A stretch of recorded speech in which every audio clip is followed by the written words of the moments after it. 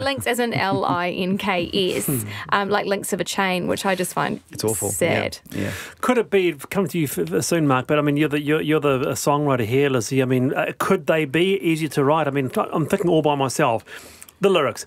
Hard to be sure, sometimes I feel so insecure, and love so distant and obscure remains the cure. All by myself. It's like going on to thesaurus.com exactly. and going, that's what rhymes with cure. Don't want to be all by myself. All by myself, Mark, anymore. That's just Thomas. Amazing. It's amazing. I think, though, actually, as a society, though, we've become far more communicative and open about how we communicate our feelings, and that maybe is a thing that we can communicate when we're not feeling so happy or joyful all the time, and we maybe haven't done that so well in the past.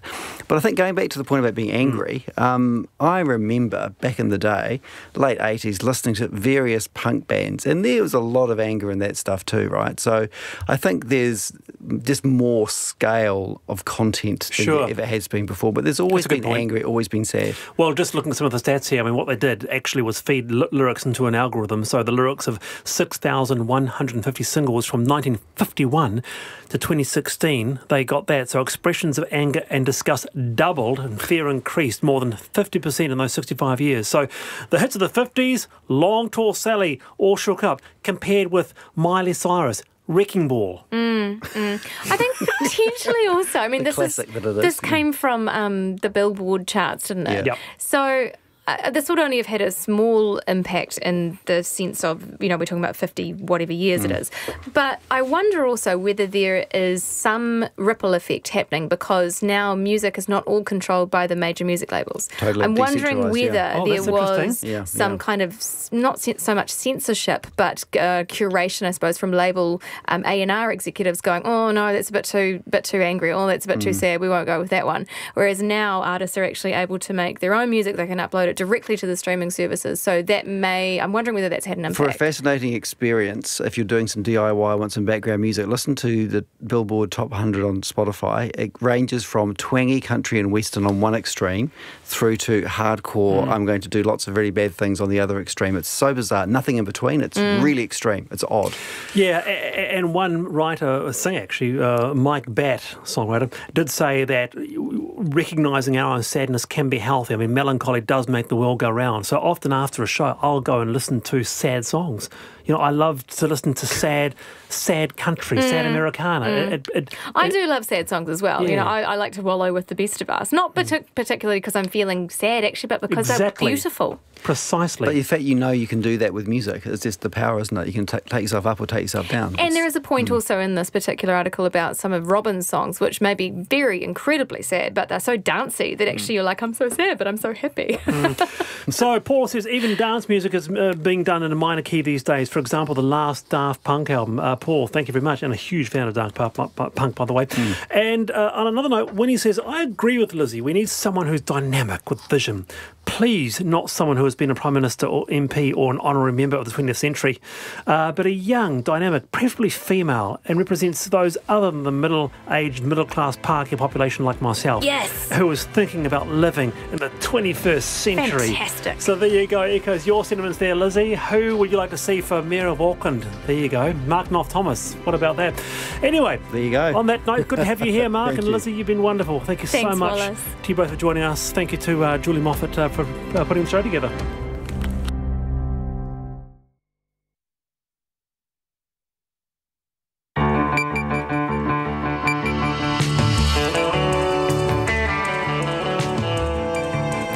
Te whakarongo mai koe ki te reo irirangi o Aotearoa. This is Checkpoint on RNZ National. I'm Lisa Owen. On tonight's programme, a red card for the MSD after the Privacy Commissioner slams it for prying into the private lives of beneficiaries while investigating fraud allegations. How far did they go? And should the state decide whether beneficiaries are in a committed relationship, whatever that is, anyway? The $6 billion plan to get Wellington moving again. Why isn't the US hearing the Christchurch Call? And a South Auckland family loses everything in a fire that completely gutted their house. Israel Folau's fate is on hold for another day. We'll have the latest. And Nelson City Council joins Canterbury to declare a climate emergency. But what does that actually mean? RNZ News at 5. Kia ora, ko Susana Leia tawa tēnei. The Ministry of Social Development is being told it has to do more and now for the beneficiaries who have been on the receiving end of overzealous fraud investigators. The Privacy Commissioner, John Edwards, found some of the Ministry's investigations have been intrusive, excessive and even illegal. The Ministry says it will apologise to people who have had their privacy breached if they come forward. But the Chief Executive of Community Law, Sue Moroney, says that's not good enough. We know that because of the trauma that these people have been put through, that it's going to be extraordinarily difficult for them to go out and source the legal advice for them to mount a case against MSD for what has happened to them. Sue Moroney says the Ministry could start by apologising and considering compensation for people who were investigated without evidence of fraud being found. A multi-billion-dollar Wellington transport project's been outlined despite Treasury warnings that too little is known about the costs. The proposal includes an extra tunnel through Mount Victoria, as well as urgent walking and cycling upgrades, faster bus services and mass transit from the airport to the city. Michael Kropp reports. A Cabinet paper shows Treasury did not support Cabinet endorsing the $6.4 billion package. Officials warned that going public before the costs and benefits of the package were understood risked raising expectations. And they were also worried the long-term funding of rapid transit through a 50-year loan contained several untested assumptions. But the Transport Minister, Phil Twyford, says Wellington has waited long enough for transport investment. He says officials have done a lot of number crunching and he'll report back to Cabinet in due course. Call Michael Kropp tēnei. Whānau of a woman stabbed to death after an argument over the level of the music being played at a party have described the misery and sadness her loss has brought them. 20-year-old Katrina Epiha was today jailed for life with a non-parole period of 10 years for the murder of Alicia Nathan in Christchurch in August 2017. Epiha was sentenced today in the High Court in Christchurch. In her victim impact statement, Alicia Nathan's mother, Tina Nathan, described the death of her 32-year-old daughter as a nightmare. Why? How did this all come about? I don't hate you at all. Basically, because I don't know you. It's just your actions that I hate and I despise. My daughter Alicia, she was no angel, but she didn't deserve the stab too. Justice Nation told Tina Nation that her willingness to consider attending a restorative justice meeting with Epiha was brave. An advocate for the victims of the Christchurch mosque shootings says not enough victim support money is getting to those who need it most. Lawyer Andrew O, who is helping 64 of those bereaved, injured or traumatised, says the charity failed to properly consult the people it was seeking to help. He says this is despite claims from its chief executive, Kevin So, that it had been in the lounges of victims talking to them. Mr O says victim support's unilateral decision to pay all those injured in the shootings the same amount, regardless of the severity of their wounds, goes to the heart of the problem. There's still 5 people still in hospital, severely injured, no doubt lifelong injuries, and which they won't come back from. And it's just hard to rationalise for those people how they get the same as someone who might be sitting at home now and, as I said, had a minor injury. Andrew O says victim support needs to carry out proper needs assessments for each of the 283 people in the mosques on March the 15th. The High Court trial of a former Auckland teacher accused of indecently touching boys has ended with a hung jury after more than 18 hours of deliberations. Benjamin Christopher Missy Swan has been on trial for almost 3 weeks, defending 11 charges of an indecent act on a young person relating to 7 complaints.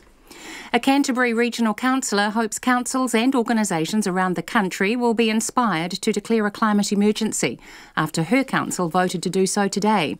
Lobbying from environmental activist group Extinction Rebellion has led to more than 500 other city and regional councils overseas making similar declarations.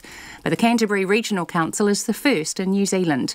Lan Farms says today's decision should act also as a beacon of hope that people power can have impact. I just hope that it can create that snowball effect that encourages other councils, groups, organisations to do the same. We know we are experiencing a climate emergency and we need to get our act together. And farm. This afternoon, the Nelson City Council joined Canterbury in declaring a climate emergency. It's 5:05. 7 months after breaking his neck in a test against South Africa, All Black flanker Sam Cane is to return to the field. Cane has been named in the reserves for the Chiefs' Super Rugby match against the Blues in Auckland on Saturday night, as both sides battle to keep their playoff hopes alive. The 27-year-old suffered a fracture in a vertebrae on his neck while playing against the Springboks in Pretoria in October. His return is a week earlier than anticipated. Golf's second major of the year tees off in New York tomorrow morning, with the sport reinvigorated in the wake of Tiger Woods' epic win at the US Masters in Augusta last month. Among the field are two New Zealanders, Ryan Fox and Danny Lee. Woods won his first major in 11 years at last month's Masters, and Fox will tee off at the Bethpage Black course in the group right behind Woods and defending champion Brooks Koepka. The PGA Championship has traditionally been the final major of the year in August, but has been rescheduled this year, and Fox says that could have repercussions for the outcome. You just talk to the guys that are playing over here a bit, and they're not sure whether they wanted to play the last couple of weeks or take the time off after the Masters or whatever, and the top players have had their schedules mapped out almost years in advance, whereas it's throwing a bit of a spanner in the works here, and it's not made it difficult, but just made it a bit tricky for guys this year. Ryan Fox. That's the news. The White House snubs the Christchurch Call. They had a US official in Paris today at the G7, and still nobody actually bothered to come along to the summit, even just to sort of listen. MSD is accused of prying too deep. I had one example of a woman who went along to an interview about an allegation and was shown one of her own intimate photographs. And Alabama tries to criminalise all abortion. The refusal to have a rape or incest exception clarifies what is valued here, because you're actually saying, I care more about an embryo than I care about that 12-year-old girl who's been raped by her father. The Big News Morning Report with Corin Dan and Susie Ferguson, weekdays from 6. Then on 9 to noon, should under-12s be playing contact sport? We ask America's leading expert on athletic brain trauma, Dr. Robert Cantu. And after 10, former editor of the New York Times, Jill Abramson, on the revolution that has swept the news industry over the last decade. Join me, Catherine Ryan, on 9 to noon after Morning Report on RNZ National. Now the short forecast from Met Service to midnight tomorrow. Northland to Manawatu, including Coromandel, Bay of Plenty and Central High Country. Fine spells and isolated showers becoming fine tomorrow. For Gisborne to Wairarapa, mostly fine, with gale or severe gale westerlies in exposed places. A southerly change brings brief rain overnight, easing to coastal showers tomorrow morning. Horowhenua to Wellington, also Nelson, Marlborough and Canterbury. Fine with west to norwesterly gales in exposed places. A squally southerly change brings brief rain this afternoon or evening, clearing overnight. For Bulla and Westland, showers then becoming fine this evening, with showers returning tomorrow night. Otago, Southland and Fiordland, showers, some heavy about the south coast, easing and clearing by tomorrow morning. Southwesterly gales in exposed places gradually easing. Chatham Islands, showers, some heavy with possible thunderstorms and westerly gales, all easing by early tomorrow. It's 5:08 and you're with RNZ National. And this is Checkpoint. I'm Lisa Owen. A plan to spend $6.4 billion transforming Wellington's transport network has been unveiled, despite Treasury warnings that too little is known about the costs. After decades of underinvestment and growing congestion, councils and the government are describing it as a game changer for the capital, unlocking economic growth and the way people get around. It's expected to shift people out of cars and onto bikes and their feet, and a yet to be determined rapid transit systems such as light rail. Michael Kropp reports. It's being touted as a once-in-a-generation opportunity. The Transport Minister Phil Twyford says without a massive overhaul, Wellington risks grinding to a halt. Decades of inaction on transport have left this city with a transport system that is unfit for a modern city. This so-called indicative package, put together by the city and regional councils and central government, is supposed to change the way people get around the capital. Our aim is for this package to provide people with genuine congestion-free alternatives so they can leave the car at home, free up the roads for everybody else, and create a urban environment that is pedestrian and cyclist-friendly. We want that to happen as soon as possible. What that actually looks like remains vague. There'll be an extra tunnel through Mount Victoria, as well as urgent walking and cycling upgrades, faster bus services and improvements at the Basin Reserve. But the $2.2 billion mass transit system, which could be like rail, trackless trams or bus rapid transit, and the exact route it will take are all yet to be decided. Now, what the rapid transit looks like, whether it's light rail or some other mode, will be determined by the business case process. The Minister expects it will be a few years before construction begins on the route and several more till it's up and running. Inner city speed limits will also be lowered to 30 kilometres an hour. Regional Council Chair Chris Laidlaw says people will need to adapt to the changes. Achieving the overall aims is going to require behaviour change, and you'll hear that expression a lot as we develop this. There will be trade-offs, there will be disruptions and adjustments to old habits. And that's the price we pay for future-proofing. There will be impacts on parking in this city. Some earlier proposals didn't make the final cut. An extra terrace tunnel, gone. Putting State Highway 1 underground through the central city, that's gone too. But there will be a second tunnel through Mount Victoria, with construction to begin halfway through the 20-year period covered by the plan. Wellington City Councillor Iona Pannett says she'll fight it. I will continue to oppose vigorously, but I'm very heartened to hear from the Minister today that mass transit is being prioritised over that. This package comes out of years of consultation following the failed Basin Reserve flyover. It's expected to cost $6.4 billion, with the region's councils stumping up 40%. It's not clear how the councils will afford their share of the project, as there is a limit to how much they are allowed to borrow. They could set up a separate company to manage and finance the project so the debt won't show up on their books and strain their financial limits, for example through a special purpose vehicle. Wellington Mayor Justin Lester says they're considering levies and targeted rates for properties along the mass transit route, and an extra 1 to 1.3% general rates increase each year for 12 years. We're seeking to create a new public transport spine on the corridor. We're expecting a lot of development, potentially in excess of 23,000 new dwellings along that spine over time. And so therefore we'll benchmark the values, and if there is an increase beyond current values as a result of this work, we'll seek to take a proportion of that value benefit, and we'll say that will contribute to our transport project. However, a Cabinet paper shows Treasury did not support Cabinet endorsing the package. Officials warned that going public before the costs and benefits of the package were understood would raise expectations. They were also worried the long-term funding of rapid transit through a 50-year loan has not been tested. But the Minister says Wellington has waited long enough, and officials have done a lot of number crunching, and he'll report back to Cabinet with a long-term financing proposal in due course. Councils will need to consult and sign off on the expenditure. In Wellington for Checkpoint, Carmichael Crop. There's calls for an immediate change to the way MSD treats beneficiaries in relationships after a scathing report into the Ministry's fraud investigation tactics. The Privacy Commissioner's report found some investigations to be intrusive, excessive and even illegal. MSD denies it's broken the law, but it has been collecting large amounts of highly sensitive information about beneficiaries from telcos, banks and police records without the person at the centre of the investigation being spoken to first. MSD accessed text, sometimes of a sexual or intimate nature, and while investigating whether a beneficiary was in a relationship, it obtained an intimate picture shared by that person with a sexual partner and then used it during an interview. Beneficiaries must declare whether they are in a relationship because it can affect the payments they're entitled to. Pardon me for getting personal, but what defines a committed relationship? Is it sex? What if you live in the same house but don't share a bedroom? Does paying the power bill mean you're devoted to spending the foreseeable future together? One of the problems that people on benefits have is a real lack of clarity around what Ministry of Social Development considers a relationship.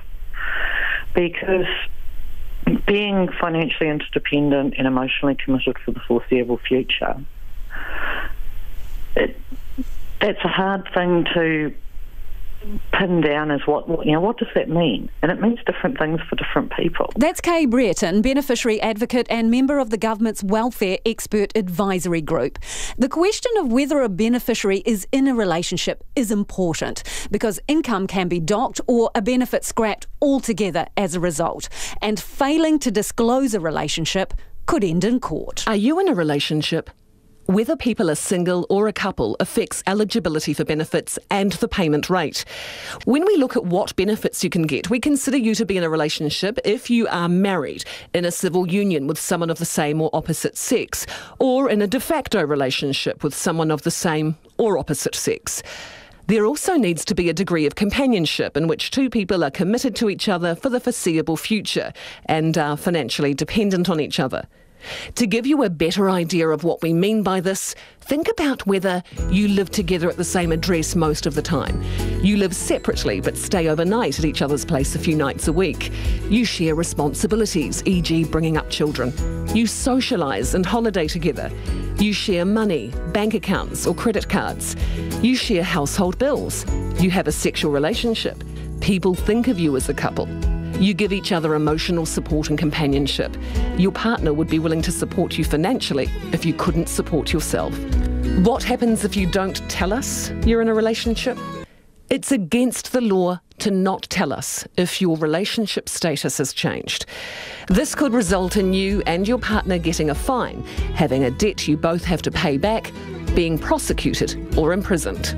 The government's own advisory panel says the current system is designed around an outdated notion of family, and the relationship rules are not only not working, they're causing considerable harm and significant stress. Don't get Margaret started on stress. She's been experiencing it in truckloads. I'm fighting for a lot of things in my life. To be honest, it's upsetting because I think they have all my information, like my medical condition, I've got bad anxiety, I've got a high blood pressure, I used to faint in public for nothing, I've got all records, reports from the doctor, I was in a verdict of suicidal and it is just not fair because it is too much, to handle. It started last October when Margaret, who is on a sole parent benefit, found out she was being investigated for allegedly being in a committed relationship. She got called to a meeting where she says it was obvious MSD had been prying into all aspects of her private life. They went to my kids' school. They even have my children's photos.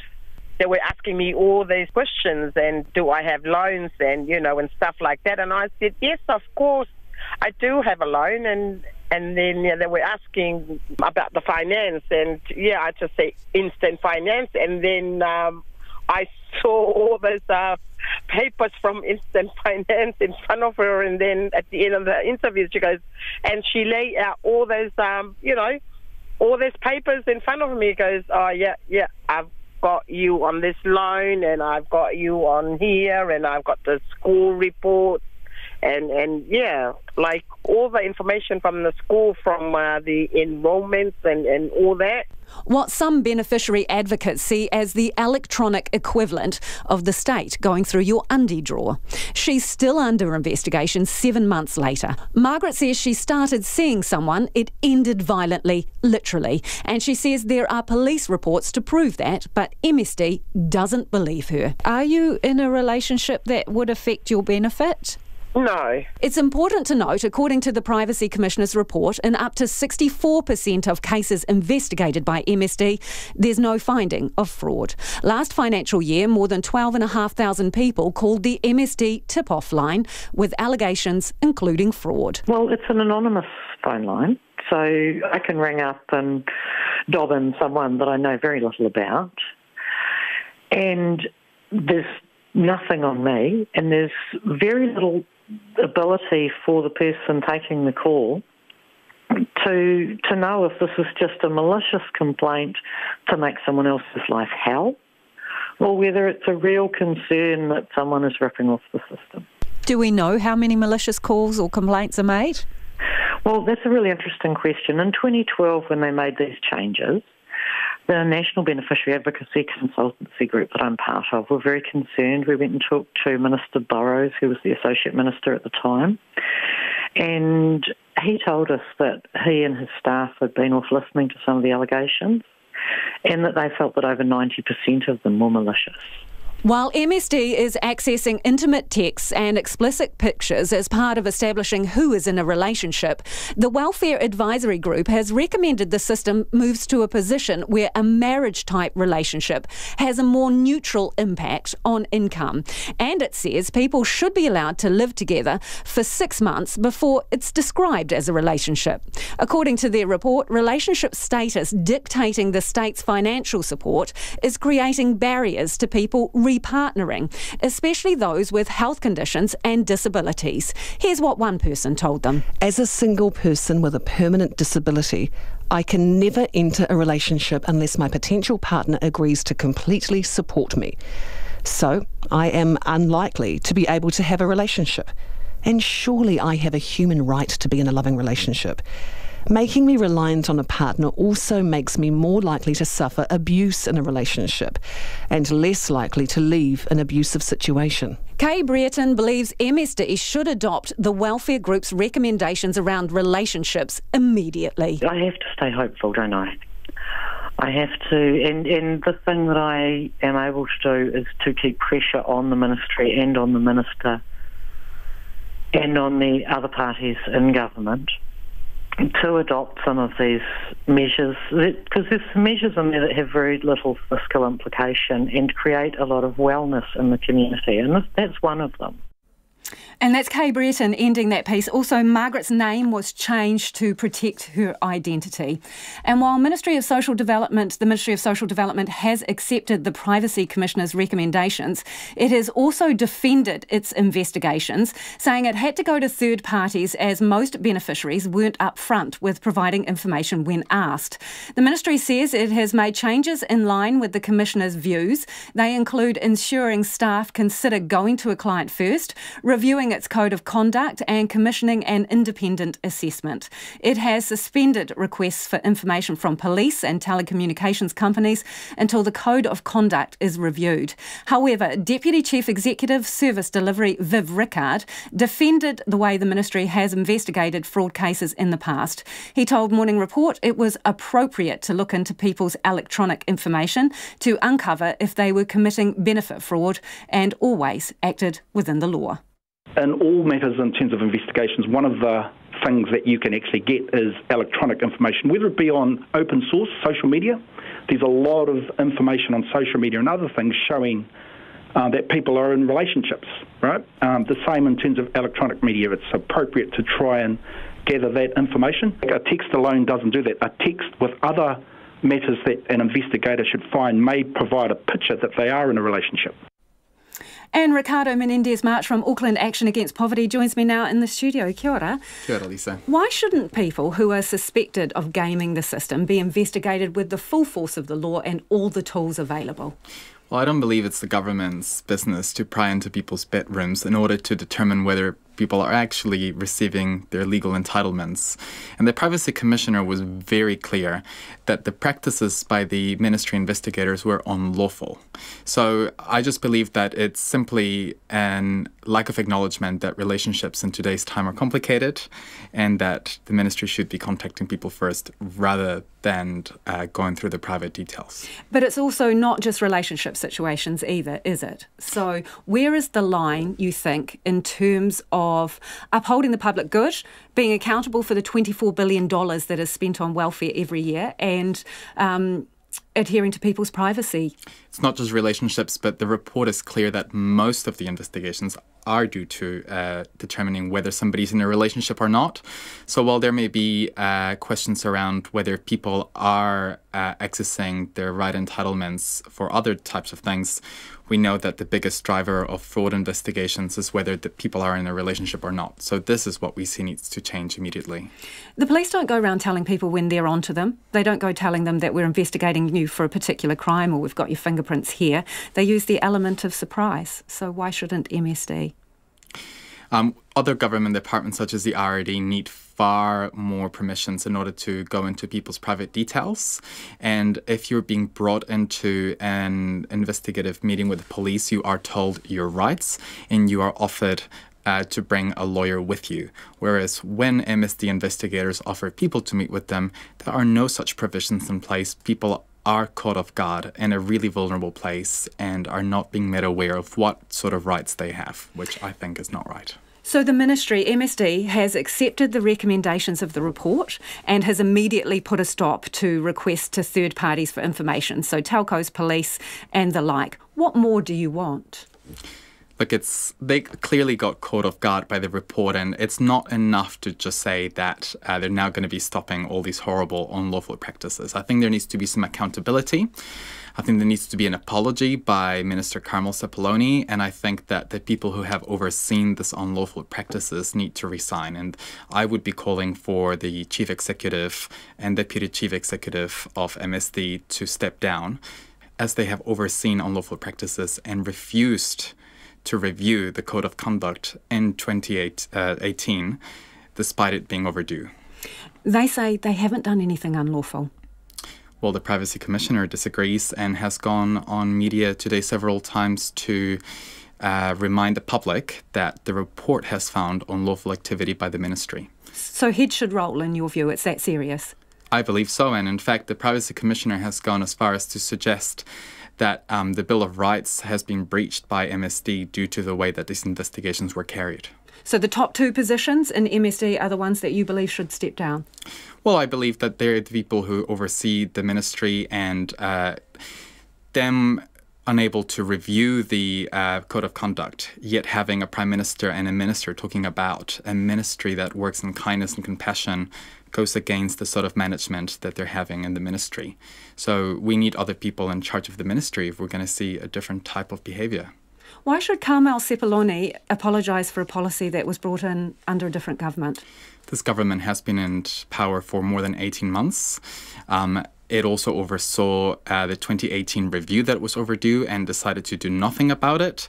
So they've effectively kept in place and upheld the policy brought in by National by choosing to not review it. Should the people who were investigated, where there was no finding of fraud, be compensated in some way, in your view? I think where there has been a breach of privacy and an overpayment established as part of an investigation, there needs to be a review, and there does need to be some either form of compensation or at least a write-off of the overpayment established due to this unlawful practice. Thank you for joining us this evening. That's Ricardo Menendez-March, who's from Auckland Action Against Poverty. It's about 27 minutes after 5. You're with Checkpoint on RNZ National. Really keen for your feedback on this issue. Who should determine whether you're in a committed relationship? Has MSD gone too far? Is this the electronic equivalent of going through your bedroom drawers? You can text us on 2101. You can tweet us at Checkpoint RNZ or send us an email, checkpoint@rnz.co.nz. World leaders and tech giants have inked an unprecedented agreement to fight the spread of terrorism and extremist online content. But the United States won't endorse the initiative. The Christchurch Call pledge comes nearly 9 weeks after the March 15 mosque attacks, which were live-streamed on Facebook by the accused gunman. But while US tech companies turned up in force in Paris for the summit, the US government gave it a wide berth, disappointing players like Microsoft's president Brad Smith. Political reporter Joe Moyer is in Paris with the Prime Minister Jacinda Ardern, who alongside French President Emmanuel Macron chaired the call to action. Representatives from the predominantly American heavy hitters in technology and social media descended on Paris overnight to sign up to an action plan to eliminate harmful content online and find new ways to prevent terrorist content. The Christchurch Call was unprecedented in its nature, in the commitment from tech giants to work together and in the fact heads of government are also involved. But while 17 countries, plus the European Commission, are prepared to collaborate with tech companies on the call, the United States government snubbed the event. Microsoft's President Brad Smith was disappointed by that decision. I would have loved to have seen the U.S. government sign today. I'm encouraged that the U.S. government is voicing support for the goals in the Christchurch Call. I think we can all expect to see more is signatures on the Christchurch Call in the months ahead. I think you'll see more from the private sector. I think we'll see more governments, and we'll continue to encourage the U.S. government to support this in a variety of different ways. Facebook has been hit by a sea of criticism for not taking the summit seriously enough to send either Mark Zuckerberg or Sheryl Sandberg. Former British Deputy Prime Minister Nick Clegg represented Facebook instead and explained to media outside the Elysee Palace that the tech giant's new one-strike policy announced on the eve of the summit would have a huge impact. The company will now dish out a 30-day live streaming ban for one serious violation of the platform's rules. Had this been in place prior to March 15, Mr Clegg revealed the accused gunman wouldn't have been able to live stream the Christchurch attacks because of the violations he'd already incurred. Social media, the internet generally, gives all of us unprecedented freedom to say what we want, where we want, how we want, whenever we want. The vast majority of time that is used for good. But of course, like any technology, you hold a mirror up to humanity. It brings out the best in people, it brings out the worst in a minority of people as well. And our job, and that's why this meeting today is so important, is to work with governments, to work across the industry, to maximise the good and minimise the bad. The biggest player in town from the tech world was Twitter's founder and chief executive, Jack Dorsey, who was the only businessman to get a one-on-one sit-down with Jacinda Ardern. Despite being worth almost $5 billion, he's not so big on media himself, and a blanket sound ban was put on New Zealand media just minutes before Mr Dorsey arrived at a hotel for the meeting. But Jacinda Ardern put down a challenge to Jack Dorsey and his tech colleagues to take responsibility for their platforms in her opening remarks at the summit. Your work is renowned for its innovation, for its ability to be agile, fast pace of change that you have adapted to. You increasingly make the impossible possible. And I think what we seek here is for that innovation to continue, but in this space. Because I know that none of you wish to see your platforms or your companies used to perpetuate and amplify terrorism or extremist violence. But we know equally they have been used in that way. Flanked by French President Emmanuel Macron immediately afterwards, Ms Ardern explained the significance of the call. Today marks 2 months to the day since the attack. The Christchurch Call to Action and Action Plan for Change is a global response to a tragedy that occurred on the shores of my country, but were ultimately felt around the world. Standing on the international stage with Christchurch firmly in the spotlight, Ms Ardern reminded tech and government leaders what had brought them to Paris in the first place. Finally, in Aotearoa, New Zealand, we have a saying, he aha te mea nui o te ao, which means what is the most important thing in the world? He tangata, he tangata, he tangata. It is the people, it is the people, it is the people. You know, the internet is made up of vast, complex technological platforms, but they were ultimately created by people. And they're managed by people, and when they harm people. And it is people who have the power, ultimately, to determine how they evolve. And so, in coming here today, I hope that we are determining that we will work on that evolution now together. From Paris for Checkpoint, Joe Moyer.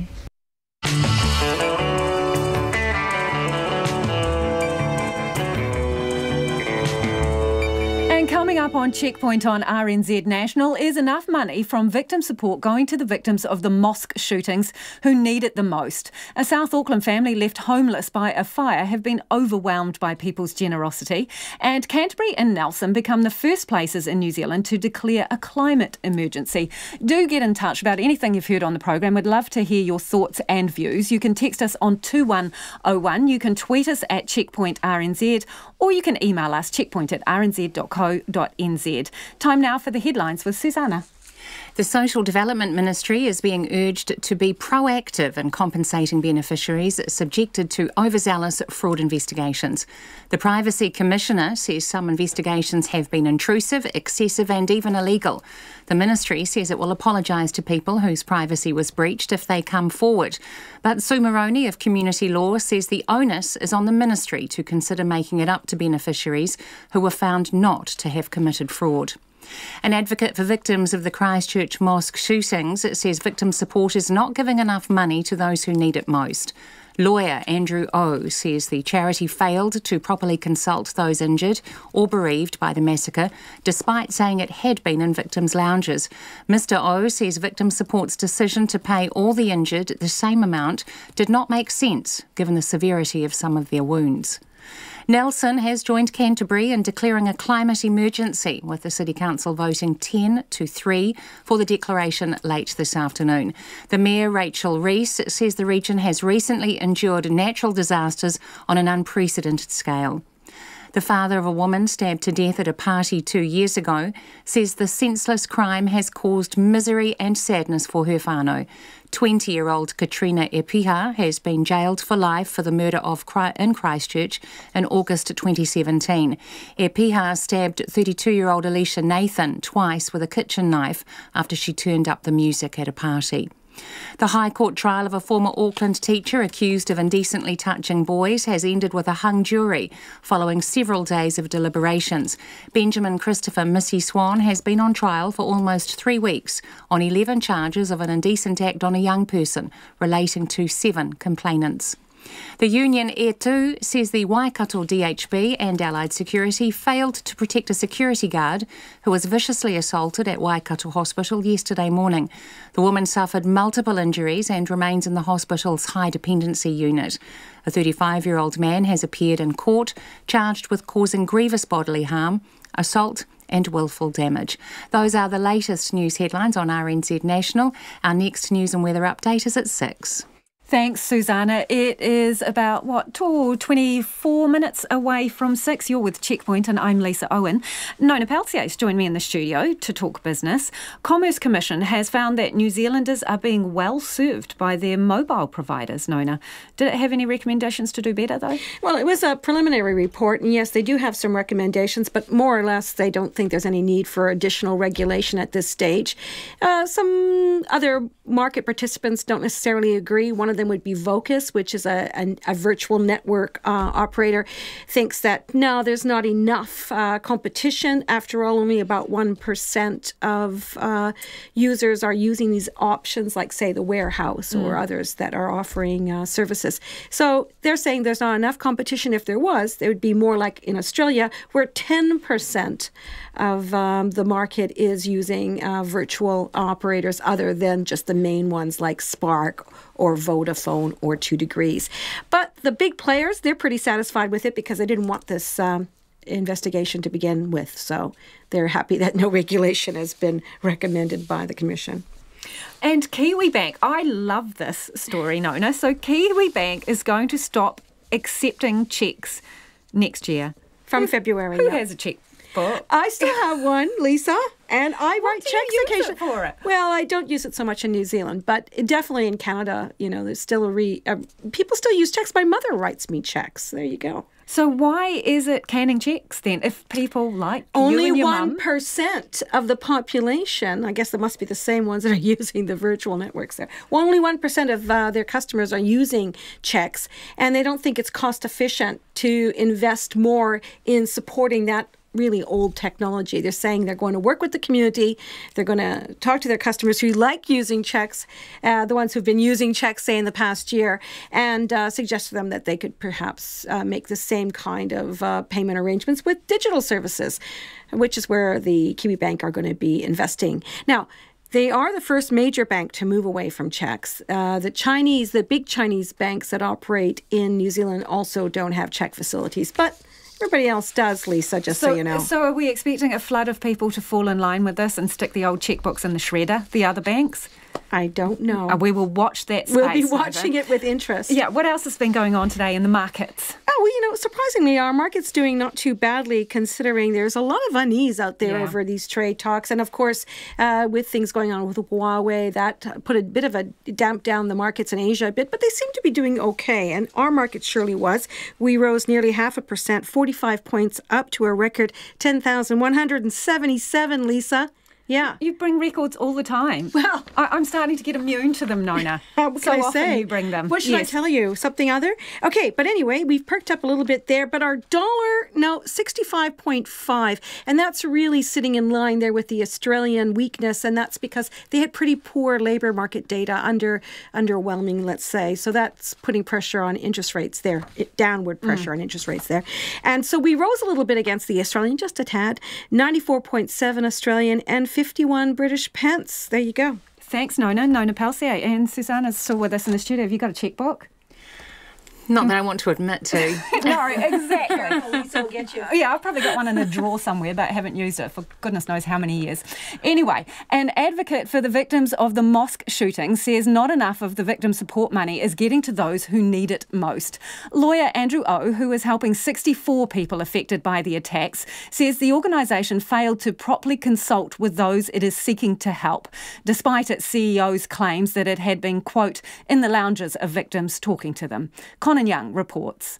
Andrew O says victim support's unilateral decision to pay those injured in the shootings the same amount of money, regardless of how severe their wounds were, goes to the heart of the problem.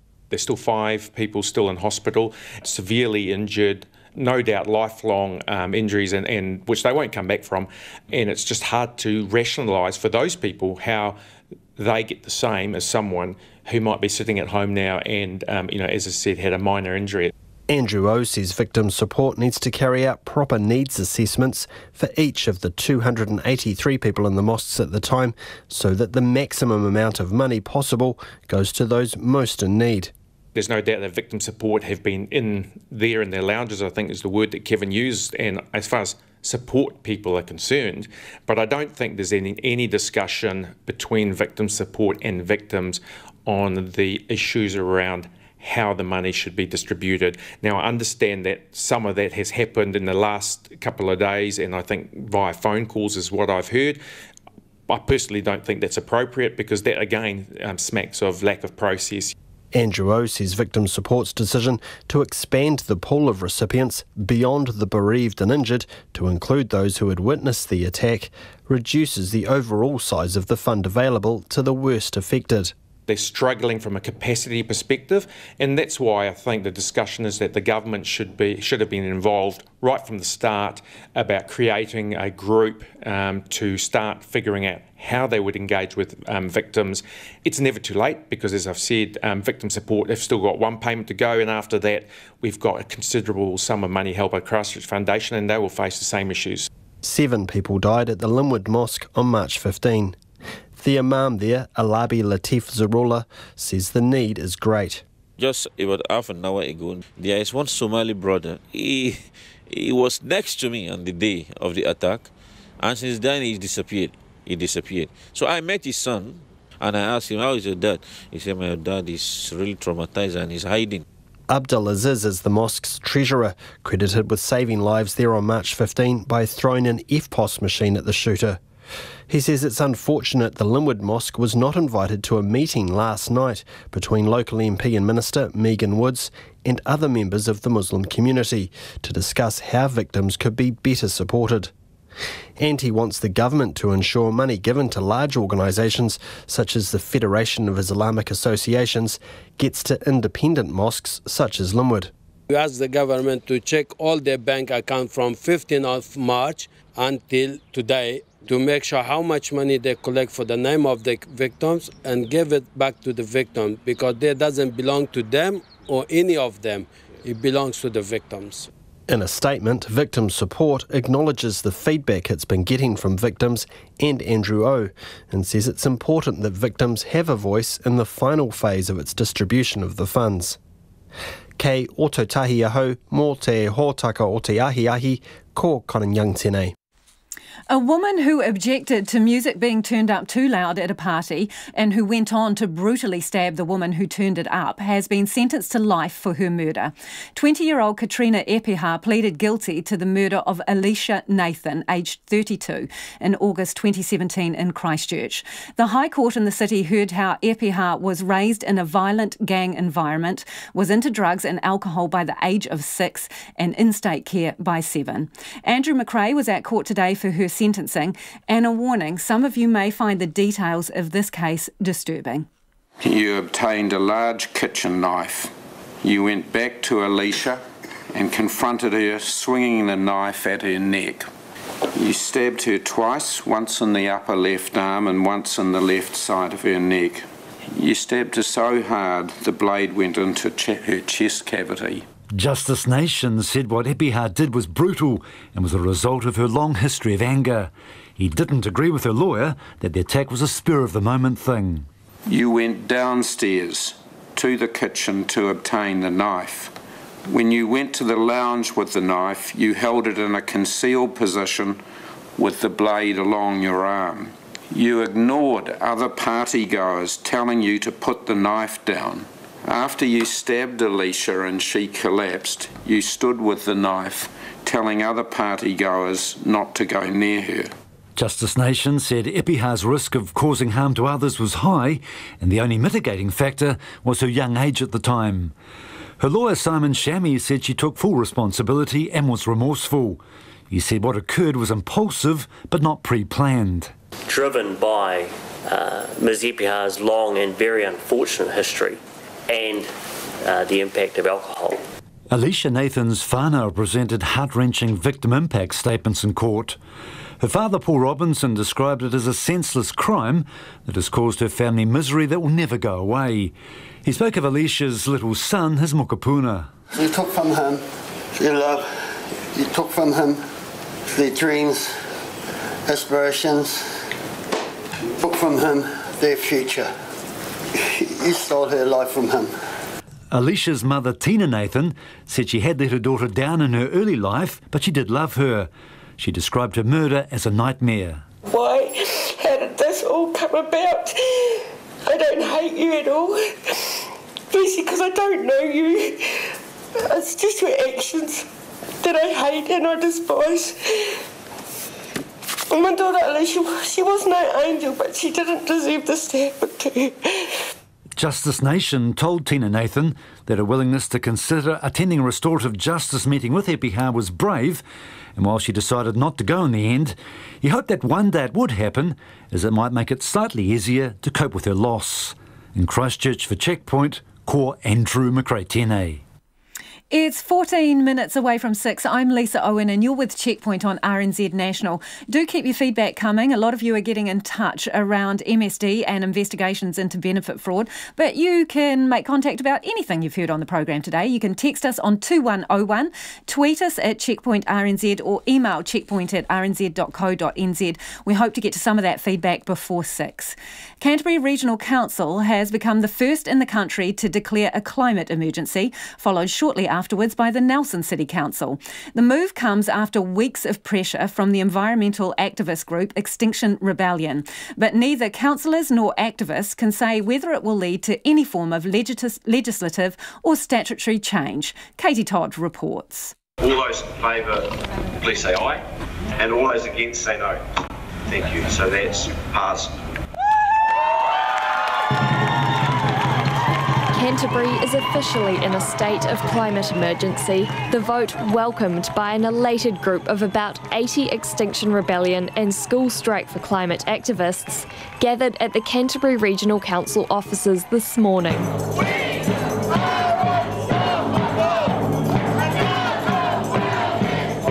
While it doesn't sound like a cause for celebration, activists say they've worked hard for acknowledgement from local government about the state of the environment. Overseas, more than 500 other city and regional councils have already declared a climate emergency as a result of pressure from their local Extinction Rebellion groups. Spokesperson Anthony Field says he hopes other councils across New Zealand will be inspired by Canterbury, along with central government. I do see this as a snowball effect. This will ripple through the country, and I look forward to New Zealand declaring a climate and ecological emergency soon. But not all Canterbury's regional councillors supported the declaration. Councillor Claire Mackay was concerned that the council will not be able to meet the expectations of the public without extra funding. And Councillor John Sunkel says he feels like Extinction Rebellion members sideline rural initiatives and biotechnologies to tackle climate change. He says he'd prefer to engage in a broader debate. I accept what we need to do. It's how we achieve, how we implement, how we do it. It's a bit of a challenge from the guys of NXR who just said no one talked about shooting cows, but they do talk about shooting cows. They do talk about getting rid of dairy cows, they get rid of cattle. That's the 50% reduction in biological gases that they want. So I'm just saying we have opportunities and technologies that will achieve the same outcome. On both sides, there was also recognition that the council's declaration is purely symbolic. It carries no statutory or legal weight and does not commit the council to any particular actions. But Councillor Lan Pham hopes it will raise awareness of climate change at every level of society and act as a beacon of hope that people power can have impact. She's inviting the two councillors opposing the declaration to reconsider their stance. What I talked about in the council is the door always being open to people who reflect and acknowledge that they have a role in responding to this ecological and climate emergency. It's about continued talking. It's about, we like to think that people can just read the science and know these things, but that's not the case. These are emotional issues and they're ethical issues. Nelson City councillors also engaged in 3 hours of robust debate on the same topic this afternoon, with Mayor Rachel Rees saying she was motivated to bring the declaration to the table after seeing natural disasters in the region on a scale she's never seen before. A committee from Christchurch City Council will also consider a report on the benefits and disadvantages of declaring a climate emergency next Monday. In Christchurch, for Checkpoint, ko Katie Todd, tēnei. The fate of high-profile rugby player Israel Folau has been reportedly delayed by another day. Amid reports, attention is now turning to decisions made by the boss of Australian rugby, Raelene Castle. Wallabies fullback Folau has been found guilty of a high-level breach of Rugby Australia's Code of Conduct for a post on social media that said hell awaits drunks, homosexuals and adulterers. An independent 3-member panel is expected to announce its decision sometime this week. Georgina Robinson is the chief rugby reporter for the Sydney Morning Herald newspaper and joins us now. Georgina, so it looks like we're not going to get a decision today. What's going on? The panel, the 3-person independent panel, just asked for another 24 hours. I think all 3 of them are highly regarded, vastly experienced experts in their field. We've got 2 barristers, a QC and a senior counsel, and then a veteran sports administrator, and I think they want to make this verdict and this penalty appeal-proof, and also know that Australia, indeed the world, is watching what they come out with and where it goes from here. So I just think it's a matter of due care and attention. An indication that this is a tricky one. Oh, absolutely. Yeah. Look, if the past 5 weeks hadn't given us that impression already. Yeah. Hey, so what actions of Australia, Rugby Australia's top boss, Raelene Castle, what's drawn her into scrutiny? Look, I think the first thing to point out here is that Rugby Australia didn't go looking for this current fight with Israel Folau.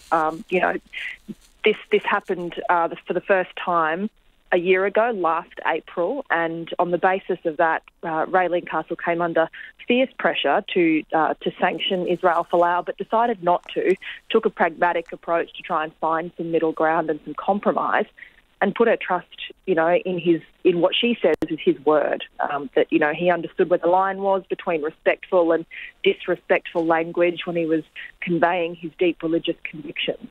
Now, a year later, Israel Folau disregarded all of those sort of undertakings and made similar posts, anti-gay posts on Instagram and Twitter, and and Raylene Castle, sort of twice bitten, wasn't going to take it lying down and decided to take really strong action. Now, in the course of that, it's sort of been revealed that at no point did Rugby Australia get a social media clause inserted into Israel Folau's contract. They tried to, but actually sent a contract without that clause in the first place. Realised their mistake a day later, sent the clause and said, "Hey mate, can you sign this as well?" He'd already signed the contract, and his manager said, "No, we're not going to help you out here. Your stuff up there." That's what's kind of come to light over the last few weeks. It has been reported before, but what I sort of wrote about today was that Raylene Castle actually chased him halfway around the world, tried to set up a meeting in Yokohama, where the All Blacks played the Wallabies last October, to try and talk him around to signing the clause, and then was going to do the same thing in London on the spring tour, but decided not to. Decided to just bank on the strength of their relationship, which she thought had been repaired and was on track to deliver another 4 years of a pretty great partnership. But obviously between Israel and the organisation. But obviously that handshake agreement has clearly left them exposed. Thank you for that. That's Georgina Robinson, who's the chief rugby reporter for the Sydney Morning Herald newspaper. So we're waiting on that Israel Folau decision, unlikely to come out today. A South Auckland family left homeless by a fire just a few days after their grandmother's funeral have been overwhelmed by people's generosity. Ray and Rita Maiovele moved into the Papatoetoe home on Holborn Place with their 8 kids 3 months ago and love the area. But as Jessie Chang reports, their lives have been turned upside down. Metal fencing and restricted area tape surround the Housing New Zealand house that the Melovale family once called home. There are only dark, charred rooms in places where the windows used to be, and smoke damage has left behind ugly black stains on the wall. Ray Melovale says he can't believe how fast the fire spread. My 3-year-old son comes crying down the hallway screaming, and then I hear the smoke alarms go off. So I ran to the lounge, and one of the cushions from our leather sofa we had was on fire. So I thought, I can deal with it, I'll just get a pot of water and so I tried that and it didn't work. So I ran outside, I grabbed the hose, and when I came back inside, the whole lounge was just gone. The family went to stay with relatives and are still unsure what started the fire just before midnight on Sunday. Mr. Melovale says after it was contained, he was told by firefighters that the room he shared with his wife and one of the kids' rooms hadn't been burnt. It was an instant sense of relief. Ray and Rita Melovale had a traditional Samoan ia tonga mat underneath their bed worth $10,000. It was something precious and sentimental to the family and intended as an heirloom for their children. But then there was a second fire. I get a phone call from my neighbour around about 8:30ish on Monday morning. He told me, "Your house has gone up." And we got there straight away. We got there at 8:45.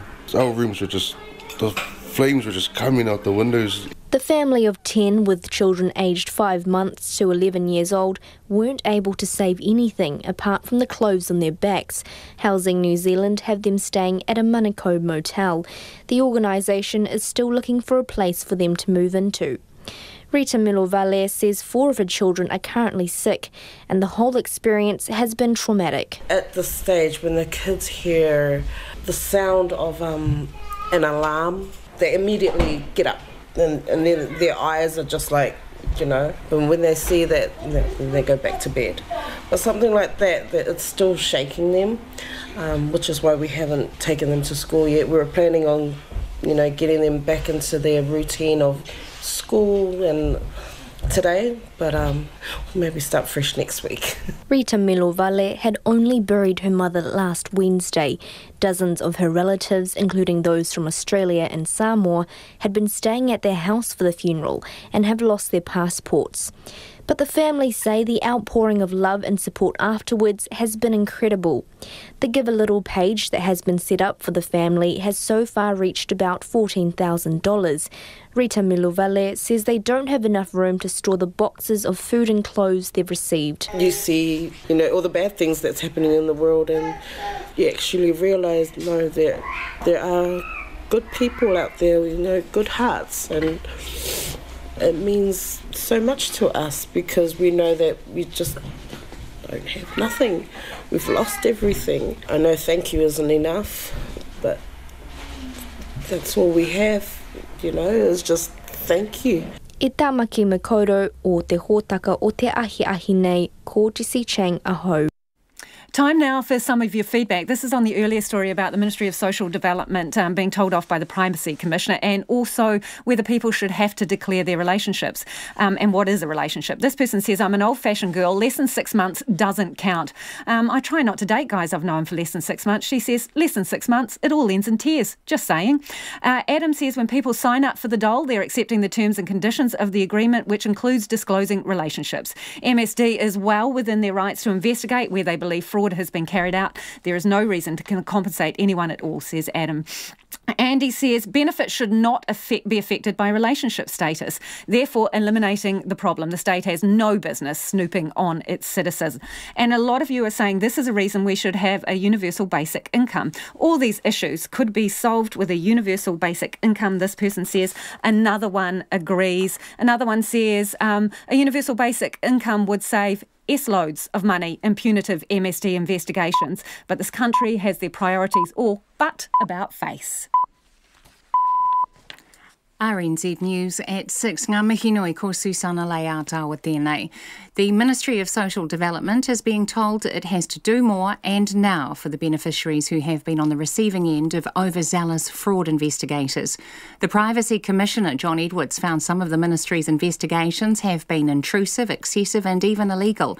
The Ministry says it will apologise to people who have had their privacy breached if they come forward.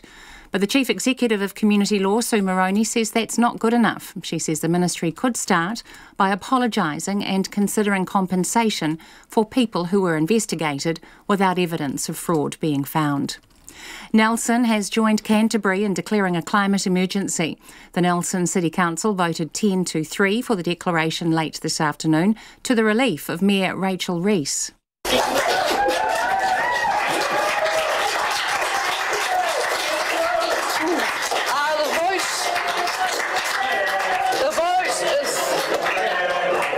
The vote is carried 10 votes to 3.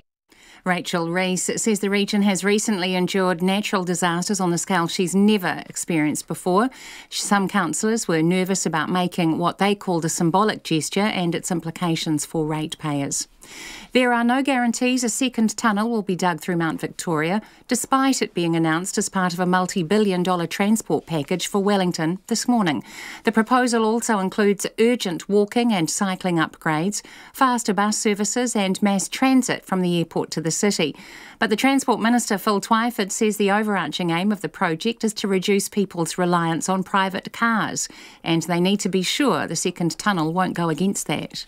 We will want to be reassured that the investment in extra roading capacity with an additional Mount Vic tunnel won't undermine the core objectives we have to get people out of single occupant vehicles into public transport and walking and cycling. Phil Twyford says a final decision will rely on a detailed business case and demand modelling. The father of a woman stabbed to death at a party has described it as a senseless crime that has caused misery and sadness for her whānau. 20-year-old Katrina Epiha was today jailed for life with a non-parole period of 10 years for the murder of Alicia Nathan in Christchurch on August 2017. Andrew McRae reports. Epia had serious anger issues that boiled over when 32-year-old Alicia Nathan turned up the music at a party they were attending. She was stabbed twice with a kitchen knife. Ms Nathan's father, Paul Robinson, spoke of Alicia's little son, telling Epiha that she'd taken away his mother's love and that she stole her life from the child. Alicia's mother, Tina Nathan, says while her daughter was no angel, she didn't deserve to be killed. In Christchurch, ko Andrew McRae. The union E2 says the Waikato District Health Board and its contractor Allied Security failed to protect a security guard who was seriously assaulted at Waikato Hospital early on Wednesday. The woman suffered multiple injuries to her head, face and body and remains in the hospital's high dependency unit. E2 Waikato senior organiser Iriaka Rauhihi says Allied Security has consistently failed to protect its guards from harm, while the DHB didn't provide a safe workplace. The nature of the job for security guards in general is huge and the risks are massive. Our preference is to have all workers directly employed rather than looking at contractors. We have a relatively positive relationship engagement with most contractors, but in particularly this particular one, we do not. Iriaka Rauhihi from E2. A 35-year-old man has appeared in court charged with causing grievous bodily harm, assault and willful damage. The Australian Prime Minister, Scott Morrison, has sidestepped questions about the resettlement of 2 Rwandan men accused of murdering 8 foreign tourists, including 2 New Zealanders, in Uganda 20 years ago. It's emerged that the pair were brought to Australia last year as part of a controversial refugee swap deal with the United States. They'd been held in immigration detention in the US for 15 years after efforts to convict them failed. On the campaign trail, Mr Morrison refused to answer questions about the issue. I'd simply say this, that every single person that comes to Australia under any such arrangements are the subject of both character and security assessments by Australian security agencies and our immigration authorities. Scott Morrison. The 2 New Zealanders killed in the Uganda attack were former Timaru woman Michelle Strathen, who was 26, and 27-year-old Aucklander Rhonda Avis. It's coming up to 5 minutes past 6. Flanker Sam Cane's bid to resume his All Blacks career begins this weekend when he returns to the field 7 months after breaking his neck. The 60-test veteran has been named on the Chiefs bench for their Super Rugby match against the Blues in Auckland on Saturday. His playing future was in doubt when he fractured vertebrae during a test against the Springboks in Pretoria last October, and he admitted at the time he wondered if he'd ever play again. Emergency surgery found there was no nerve damage, and he's gradually returned to full fitness and is now in a battle to reclaim the Test number 7 jersey with the Hurricanes' Adi Savea. The Milwaukee Bucks have won the opening match of the best-of-7 NBA Eastern Conference Series final against the Toronto Raptors with a 108-100 victory. Nelson cyclist George Bennett has improved to 6th, 29 seconds off the leader after the 4th stage of the Tour of California. And Dave Sorensen, who captained the New Zealand men's softball team to its first World Championship title, has died. He was 76. Sorensen captained New Zealand at the 1976 World Champs, where the title was shared with the United States and Canada after the final stages of the tournament were rained out. His son Mark followed in his footsteps, also leading the Black Sox to World Championship success, and is the current coach of the men's national side. That's the news. Tonight on Nights, Brian Crump is back to keep you company. On New Horizons, William Dart on the songs and politics of American singer Melissa Etheridge's new album.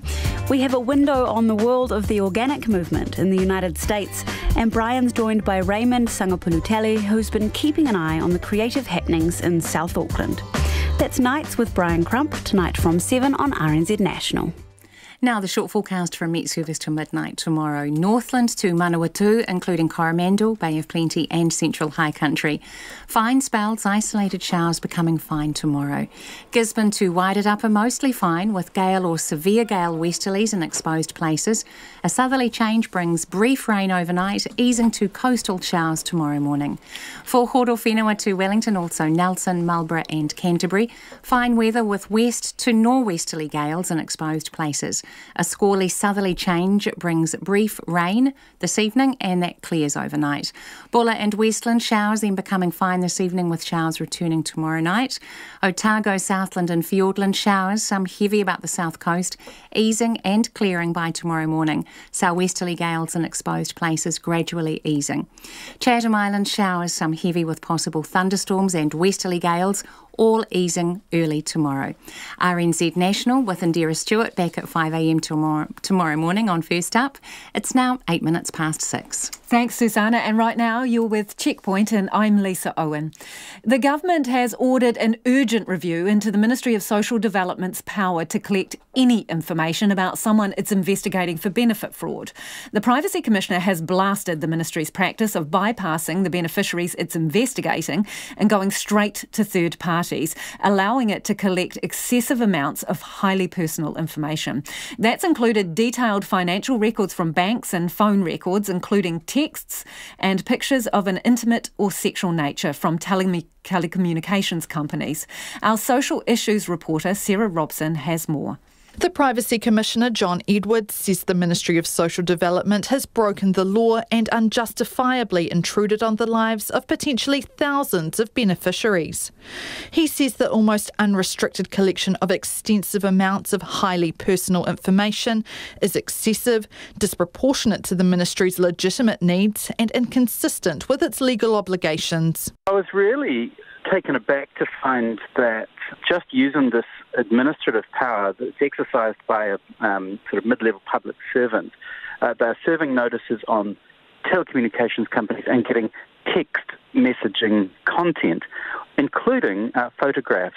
The Ministry's Deputy Chief Executive, Viv Rickard, says changes will be made in response to the Privacy Commissioner's report. But on Morning Report this morning, he insisted the Ministry's fraud investigations have been carried out legally and disputed whether John Edwards had said in his report that the practice was unlawful. Well, John didn't say that in his report. I've just listened to that cut. But anyway, He did say it to us in the interview. Yes, but that's in the report that I received yesterday. That doesn't use the words legal. But the key piece for us is he's made 5 recommendations. I accept those recommendations fully. But you don't accept that the ministry has potentially been acting beyond the law? Well, you think it would have been in the report if he'd indicated that? That prompted John Edwards to post a highlighted list on Twitter of all the references he made in the report to the ministry breaching the law. The Social Development Minister, Carmel Sepuloni, says she's made it clear to the ministry that this sort of practice is not acceptable to the government. She's ordered an urgent review of the part of the Social Security Act that allows investigators to collect any information about a person on a benefit. A fraud expert from Victoria University's Business School, Lisa Marriott, says what the ministry has been doing is fundamentally flawed. She says it raises questions about the organisation's culture. This isn't a case of one or two people who have gone perhaps a bit rogue and have interpreted the legislation and the code of conduct in a way that it shouldn't be interpreted. This is a organisation-wide behaviour that's been implemented and apparently condoned at a fairly high level. Lisa Marriott says welfare fraud is on the decline, but a lot of resources are still being put into detecting and investigating it. It is something that we do put a lot of effort into, and we also have to sort of put alongside that a lot of these offences are actually relatively small in nature compared to a lot of the other financial crime that's going on, at least. Community Law was one of the organisations that raised concerns about the ministry's fraud investigation tactics with the Privacy Commissioner. Its chief executive, Sue Moroney, says the ministry has to put things right, especially for those people who were investigated, but no evidence of fraud was found. That seems to us to be exactly the right place for MSD to start. Surely they can find those people and make the personal apology to them and also start talking about compensation for those people. The Ministry of Social Development has said it will apologise on a case-by-case basis to affected individuals if they come forward. But Sue Moroney says that could be a tough ask for many people. We know that because of the trauma that these people have been put through, that it's going to be extraordinarily difficult for them to go out and source the legal advice for them to mount a case against MSD for what has happened to them. Sue Moroney says the onus has to be on the Ministry of Social Development. Mō te hōtaka o te ahi ko Sarah Robson, aho. And we're getting so much feedback from you on this issue of the tactics used by MSD and what constitutes a relationship in terms of whether it should affect your benefit. This one from Judith. As a semi-retired, underemployed taxpayer, I am tired of people gaming the system. I work and have assets gathered while in full employment. Every year I have to make ends meet on less and less income, while welfare bludgers have fancy phones and 10 kids. Frankly, Judith says, any means possible to hit the fraudsters is fine with me. On the other hand, Susan raises this point. She says, what about my millionaire friend who pays her cleaner in cash, thus participating in the cash economy whereby the government loses tens of millions of dollars? She's not being investigated. Funny that. And this one, the government pays the benefit. The government has the right, the duty even to investigate possible fraud. However, Di says MSD should not break the law or be above it. Their behaviour has been purposely intimidating, illegal and with regard to intimate pictures, just gross. The culture that supported the behaviour outlined in the report needs to change urgently. On the other hand, this person has got in touch to say, of course, benefit fraud should be investigated. There are too many beneficiaries in New Zealand. Dave says, do they do the same investigations to white-collar crime and tax evasion, which robs the country out of more money than 1,000 beneficiaries at a time? That from Dave. This one is interesting and it's longer, but I would like to get through it. This person says, I am a youth coach under MSD's youth services contract. We work with those on a youth payment or young parent payment. And whilst we are under MSD's contract, we work out of a youth one-stop shop. All our staff are youth workers. When there is an allegation of fraud, MSD calls us and then we are responsible for deciding whether they should investigate or not. It works really well as we are able to have frank conversations with the young people about what is happening. The young people trust us much more than they trust MSD. They go on to say, if only it worked this way for all beneficiaries. Hopefully we'll get to more of your feedback a little later. And experts on homelessness say figures showing Māori are disproportionately represented among rough sleepers in Auckland should be a wake-up call to fix the problem. The first citywide census of people living without shelter shows nearly 43% were Māori, with a similar proportion living in temporary accommodation. A report out today calls for a national homelessness plan and a register of those living rough. Amy Williams reports. It doesn't take long to find a family affected by homelessness in our biggest city, where Māori make up just 11% of the population.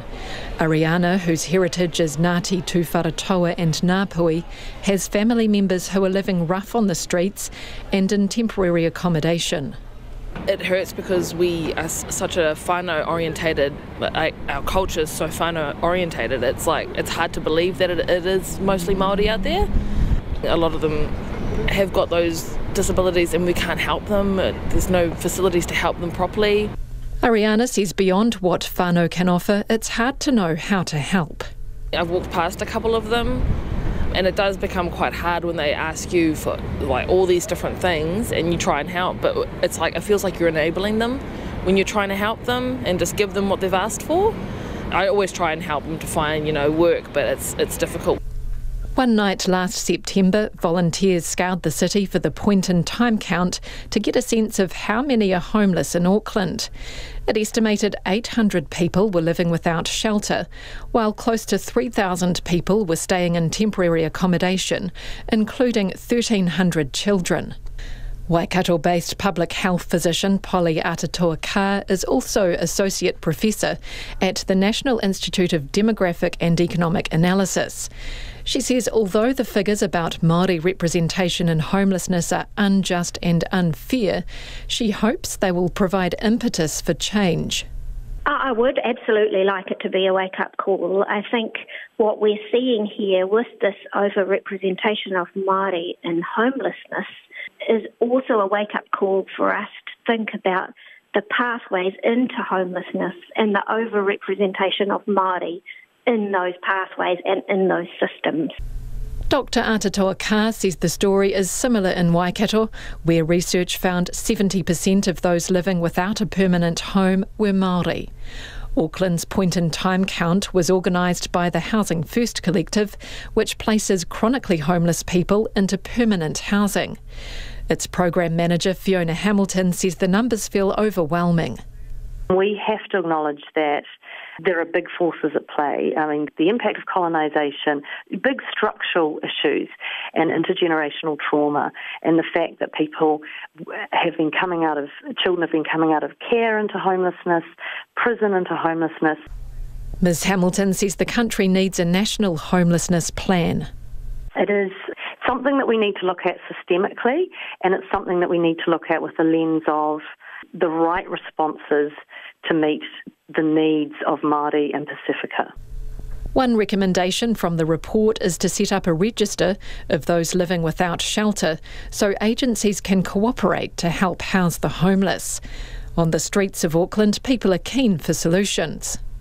It is sad that it seems to be more of one culture than, but then is it the education? Is it the upbringing? Keeping track, I guess, and checking up on them, seeing that they have like a place to stay or job opportunities. So long as that they're willing to give that information, then yeah, I think that's a good thing. Sounds like a good idea. I'd wonder if people are willing to give their names, especially people who actually have got to the point where they're living on the street where they want to give their names out. I imagine that might be a bit of a challenge. At the weekend, the government said it'll spend an extra $200 million to expand the Housing First program, and Māori are expected to benefit from the boost to house the homeless. A member of the housing collective in Auckland, Lifewise, says so far more than 90 former chronic rough sleepers are now living in warm homes. For Checkpoint, Core Amy Williams, aho. The US has snubbed the Christchurch Call, saying that while it endorses its overarching goals, it cannot sign up to the pledge. Silicon Valley tech giants, 17 countries and the European Commission pledged in Paris to find ways to keep internet platforms from being used to spread hate, organise extremist groups and broadcast terror attacks. Although it had senior officials in the city for a G7 summit, Washington declined to send a delegation to the Christchurch Call meeting. Political reporter Yvette McCullough spoke to the US ambassador to New Zealand, Scott Brown, and began by asking him why the US wouldn't sign the pledge. Part of the call said that they want countries to work within our existing laws, and then, if there's wrongdoing within the internet. And this is all something we've been trying to monitor, since the creation of the internet, trying to, set rules and regulations and deal with these types of things. The president and the administration and everyone certainly that I know is against all forms of extremism. But we also have in the United States the affirmative obligation to balance liberty and security. As you know, the right to free speech is in our Constitution. The right to freedom of press is in the Constitution, and we want to find a balance between not only liberty and security, but trying to make sure that we take into consideration people's rights and privileges as well. And Prime Minister Jacinda Ardern made it clear that the Christchurch Call wouldn't be about curbing the freedom of expression. So does the US not have confidence in that? No, I don't think that's it at all. I think that we're two separate countries. We respect each other's opinions. We're going to agree at times. We're going to disagree at times. In this instance, we absolutely agree that the effort was very commendable. And we also agree that this is an initial process and an initial step, and that there needs to be a lot more conversation and efforts to crack down on these things. I know in our situation there were companies there that are making affirmative efforts to do those things. We don't control those companies. We're not like other countries that have an interest in the internet, and we don't intend to shut down the internet, but we certainly want to have rules and regulations to deal with any type of extremism, no matter what it is. And I think that the fact that we're talking about this and moving forward at such a rapid rate is a good thing. But on the other hand, don't forget that there is a lot of good on the internet. You use it, I use it, everybody uses the internet, but there's also some bad on the internet. So we have to try to find a way to deal with the bad while enhancing and creating even better opportunities for the good. And you can't do that overnight. You have to make sure it's a thoughtful, methodical process, that everybody has input and guidance, and we listen and respect each other's opinions and thoughts, and then try to come up with a consensus. US Ambassador to New Zealand Scott Brown speaking there to Yvette McCullough. It is 22 after 6. You're with Checkpoint on RNZ National. In a move which will do nothing for US-China relations, Donald Trump has declared a national emergency and has signed an executive order which bars US companies from using any foreign telecommunications which are believed to pose a security risk. The Commerce Department has placed 70 companies on a blacklist, and the big one is Huawei. The US had already restricted federal agencies from using the Chinese company's products and has encouraged allies to shun them. The BBC's Peter Bowes has more from Washington. Another fight with China, a foreign adversary whose telecom giant could pose a national security threat to the US. In a statement from the White House, there's no mention of specific countries or companies, but it's clear the Trump administration has Huawei in its sights. The US will ban transactions posing an unacceptable risk, with the president pledging to do what it takes to keep America safe and prosperous. As the US and other countries develop 5G networks, this is a battle over new technology and security, on top of the trade war which has escalated in recent days. Chinese companies can be pressured by the Chinese government and the Communist Party. The question is, can customers of those companies around the world build their systems in a way that mitigates those risks, or is it just too much of a risk? And that's really a technical question that will vary from one application to the next. The US Commerce Department has said American companies will be restricted from selling their technology to Huawei, which it's concluded is engaged in activities that are contrary to US national security or foreign policy interest. In a statement, the Chinese company said restricting Huawei from doing business in the US will not make the US more secure or stronger.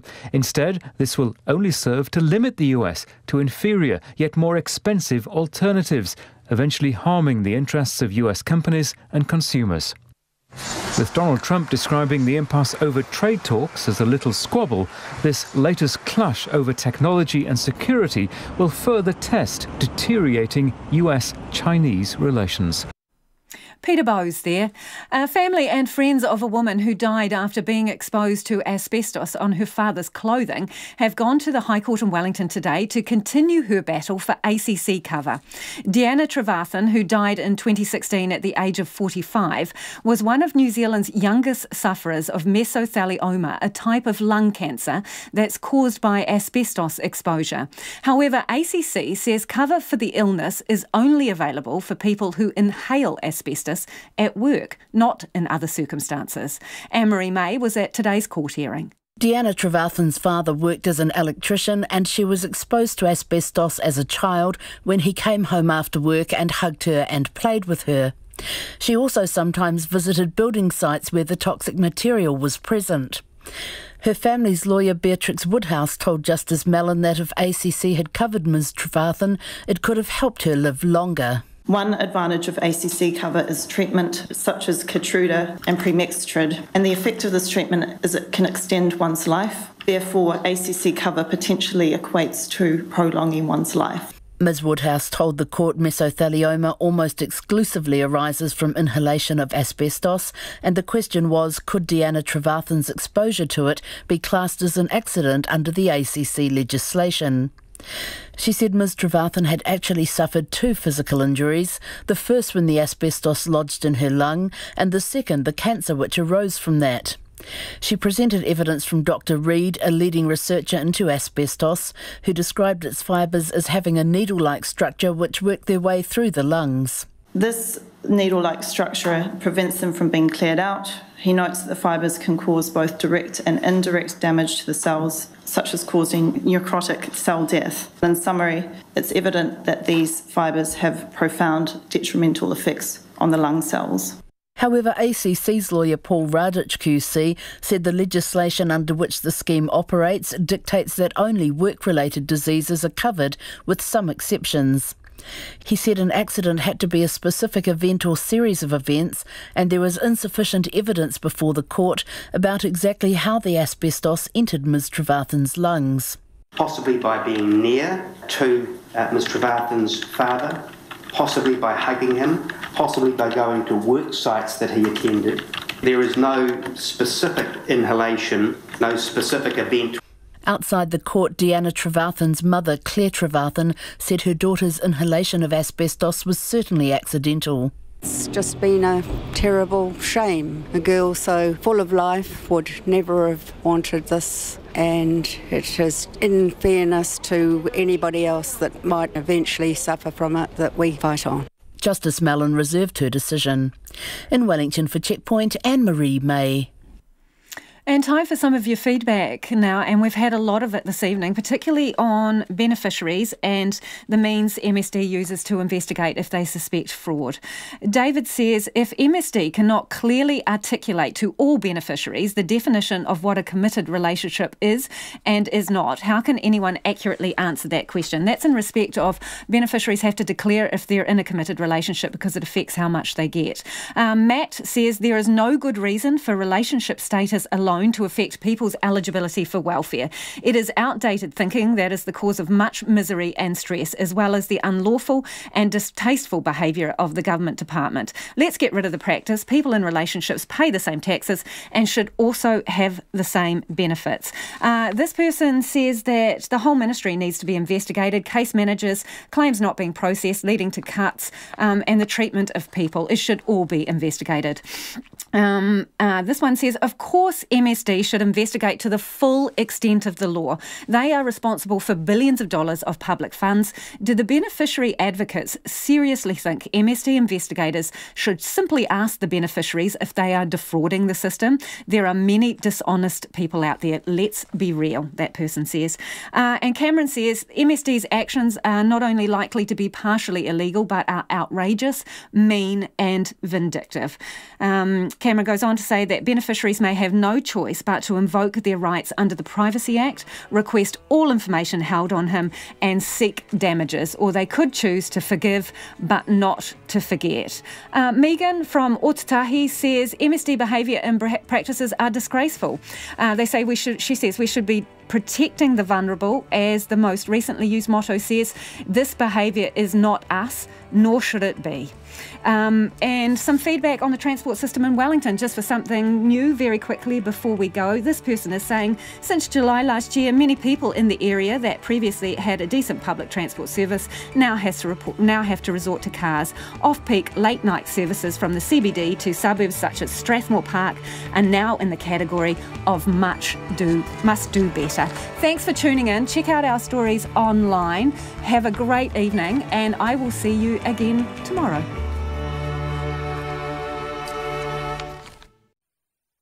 RNZ News headlines at 6:30. Community Law is urging the Social Development Ministry to apologise and compensate beneficiaries wrongly accused of fraud.